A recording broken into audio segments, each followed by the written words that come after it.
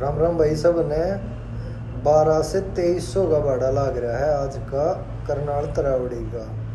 और 2200 रुपये लाग रहा है भाई गरोंडा का। जिस भाई की गाड़ी हो फोन कर लियो भाई आसपास। और कोटा ते 2100 रुपये है।